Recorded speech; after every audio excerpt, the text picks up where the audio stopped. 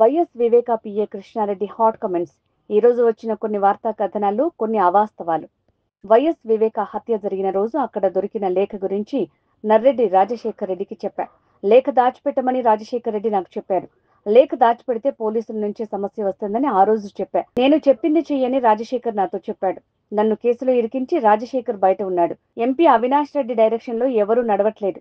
CBI విచారణకు ఢిల్లీ వెళ్లాలని Rajasekhar CBI అధికారుల కంటే ముందే చెప్పాడు. ఢిల్లీలో విచారణ ఉంటుందని సిబిఐ కంటే ముందు రాజశేఖర్ ఎలా చెప్పాడు? సిబిఐ ఏం చెప్తారో రాజశేఖర్ కి ముందే ఎలా తెలుసు? ఢిల్లీలో సిబిఐ విచారణకు రాజశేఖర్ నాకు ఫ్లైట్ టికెట్స్ బుక్ చేశాడు. నన్ను ఢిల్లీకి పంపించిన వ్యక్తులు ఎవరో ఒకసారి గుర్తు తెచ్చుకోండి. మూలి వెంకటకృష్ణారెడ్డి. నేను రైల్వే అధికారులు అసిస్టెంట్ లైబ్రరీ గారు ఇక్కడైనా గత మేలో ప్రస్తుతం ప్రశాంత వాతావరణంలో ప్రశాంత జీవనం గడుపుతున్నాను. నా తోట పనులు నేను తప్ప. ఈరోజు ఉదయమే జ్యోతి విలేజ్ ఎవరు ఇక్కడ ప్రవీణ మరేమో పొద్దున్నే పేపర్ చూసిన ఎట్ట రాయి జరుగుతుందో ఇట్లాంటి వార్తలు ఏమో నాకు అర్థం కాదు. అవినాష్ డైరెక్షన్ అంట, కృష్ణారెడ్డి యాక్షన్ అంట. ఎవరు డైరెక్షన్లు చేస్తున్నారో ఎవరు యాక్షన్లు చేస్తున్నారో ప్రజలందరికీ తెలుసు. మళ్ళీ ఇట్లాంటి వార్తలు ఈ జ్యోతి వాళ్ళు రాయడం చాలా బాధాకరమైన విషయం. ఇది మీ యాజమాన్యాన్ని కూడా చెప్పండి. మీరు నాకు మంచి ఫ్రెండ్స్, అందుకనే మీకు చెప్తున్నాను.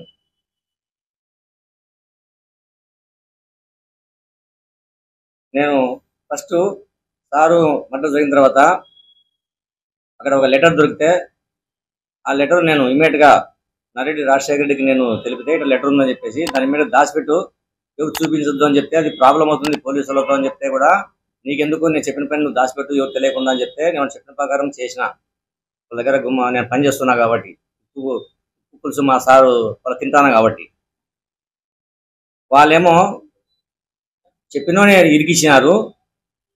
చేయించినోడు రాజశేఖర రెడ్డిని నాకు చేయించినోడు ఏమో బయట ప్రశాంతంగా ఎక్కడ వాళ్ళేమో బాగుండాలి, అందరూ హ్యాపీగా తిరగచ్చు. వాళ్ళు నీతులు చెప్తారు. ఇప్పుడు అట్లాంటివి రాయరు మీరు.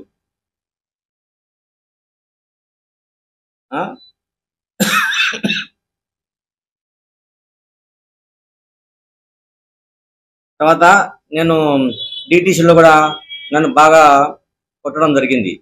ఎందుకు? నర్రెడ్డి రాజశేఖర రెడ్డి ఈ హత్య చేయించింటాడేమో, నీకు మంచి ఫ్రెండ్ కదా నువ్వు చెప్పు అని. నేనేం చెప్పా, నాకు మంచి ఫ్రెండే కానీ వచ్చేప్పుడు మాట్లాడుతుంటాను, కానీ ఇలాంటి విషయాలు ఎప్పుడు ఈ టాపిక్ వచ్చేటి కాదు అని నేను యాజ్ ఇట్ ఈజ్గా ఉన్నట్టు చెప్పేవాడిని. ఆ మాట చెప్తే వాళ్ళు కొట్టడం స్టార్ట్ చేస్తారు. ఇది అక్కడ నన్ను డిటీసీలో చేసిన పని. తర్వాత కొద్ది రోజులకు 13 రోజులు నన్ను అక్కడ ఉంచుకొని నన్ను ప్రకాష్ను ఎర్రగంగిరెడ్డిని రిమాండ్కి పంపించారు.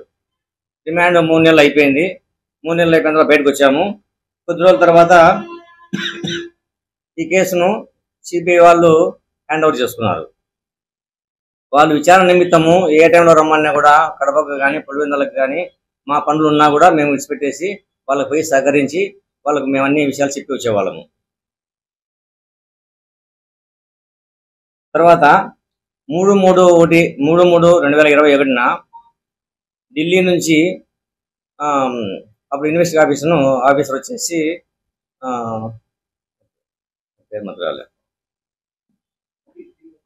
దీపక్ గౌర్, ఆయన నుంచి నోటీస్ పంపించారు పులివెందుల స్టేషన్కి. అప్పుడు సిఐగా భాస్కర్ రెడ్డి సార్ ఏమో ఉన్నట్టు నాకు తెలిసి.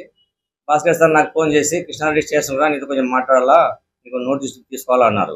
ఇమ్మీడియట్గా వెళ్ళా అక్కడికి. వెళ్తే ఇట్లా నీకు నోటీస్ ఇచ్చారు, ఢిల్లీలో సిజిఓ కాంప్లెక్స్ ఉంది, అది సిబిఐ ఆఫీసు, 3వ తేదీ నువ్వు అక్కడ 10 గంటలకు అటెండ్ కావాలా అని నోటీస్ ఇచ్చారు. సరే నేను తీసుకున్న వెంటనే నేను ఇంటికి పోయి నేను నర్రెడ్డి రాజశేఖర్కి కాల్ చేసిన, ఇట్లా నోటీస్ ఇచ్చారు, ఇట్లా ఢిల్లీకి ఇవ్వమంటున్నారు అని. నాకు అంతకుముందు వారం కిందటే నాకు చెప్పేవాడు, నిన్ను హైదరాబాద్కు పిలిపిస్తారేమో, హైదరాబాద్ విచారిస్తారేమో అంటే. ఆల్రెడీ ముందు కథ తెలుసు వాళ్ళకి. తెలియనట్టు నా దగ్గర డ్రామా ఆడించుకుంటున్నారు, వాళ్ళ దగ్గర పెట్టుకున్నాను. సరే అని చెప్పేసి నేను విషయం చెప్పిన తర్వాత సరే వెళ్ళు, ఏమవుతుంది అక్కడ వాళ్ళకి సహకరించు, 4 రోజులు ఎన్నికి వస్తావు కదా, అక్కడ పోయే ఫ్లైట్ ఛార్జీలు, తర్వాత అక్కడ బోర్డింగ్ అండ్ లాడ్జింగ్, నీ ఎక్స్పెండిచర్ అన్ని నేను అరేంజ్ చేస్తాను అని చెప్పారు. ఇది నాకు సిబిఐ వాళ్ళు ఇచ్చిన నోటీస్. ఇది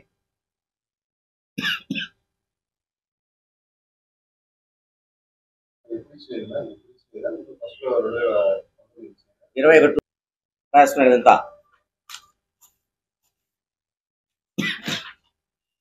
సరే బాగానే ఉంది.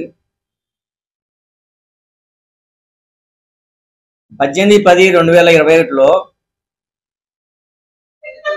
అంటే 17వ తేదీ మా కొడుకును Sunitha Rajasekhar out of places తీసుకెళ్లి సెల్లు ఆఫ్ చేసి మావాని నానా హింసలు పెట్టి ఎట్ట తిరిగి మీ నాయన నువ్వు ఒప్పించు లేదా ఇబ్బంది పడతారు, మీ నాయన అంతా తెలుసు అట్లా ఇట్లని మావాని ఏడిపించడం చేసి తలగాయ నచ్చడం చేసి సాయంత్రం వరకు ఇబ్బంది పెట్టినారు.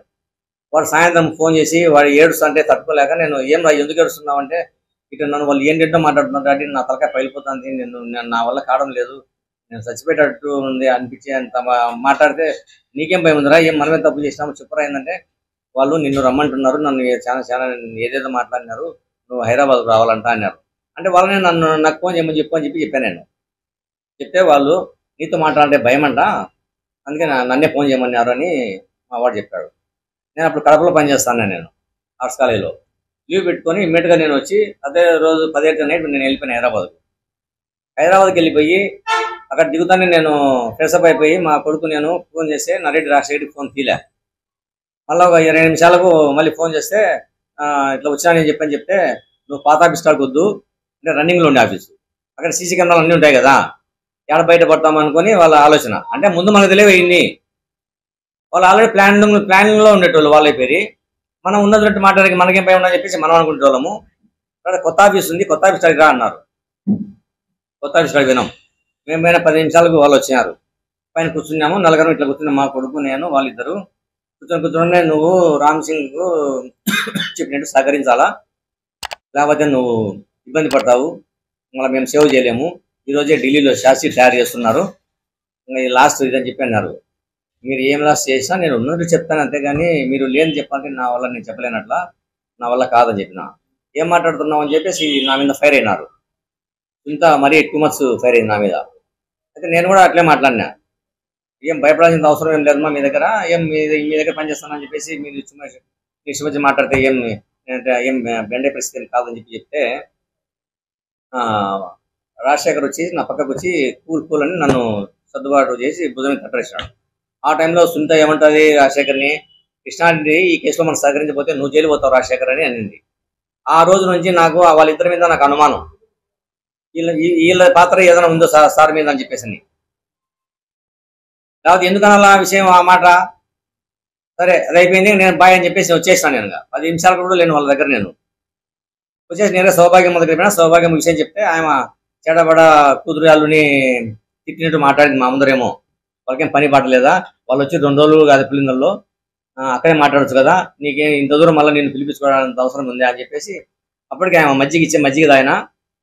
నేను మా కొడుకు నువ్వు అసలు సాయంత్రం వరకు ఎందుకు, ఇప్పుడే వెళ్ళిపో, నేను డ్రైవర్ని పెట్టి పంపిస్తున్నా అని చెప్పేసి అప్పుడే కడపకు నాకు కారు ఇచ్చి పంపించింది ఆమె.